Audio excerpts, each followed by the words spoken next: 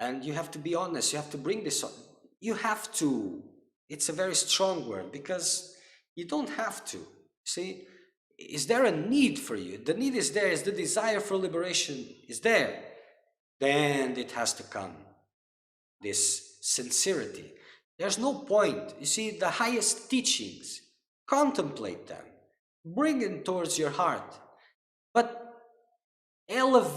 contemplation means that you're elevating yourself to that highest, not bringing the teaching down to your perspective.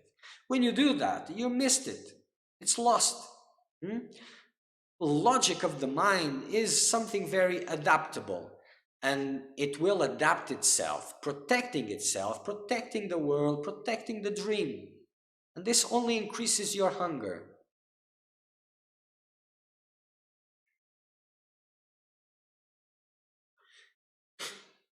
No time for postpone. Okay, so then at least, as long as guidance is not there, as long as it hasn't come to you or you haven't embraced it, at least do what you know already it is the right thing.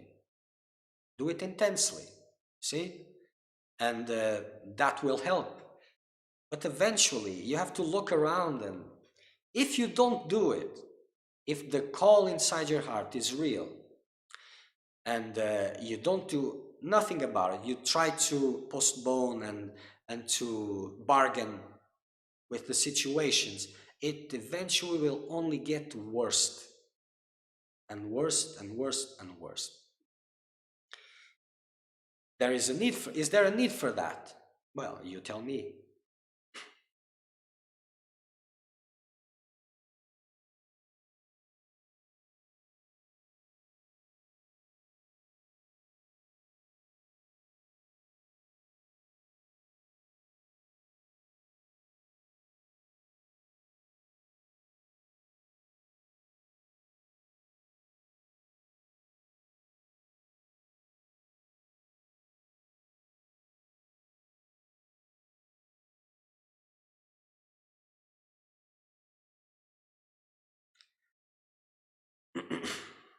So all of these things that were pointed here, this is a reality for majority of modern seeker.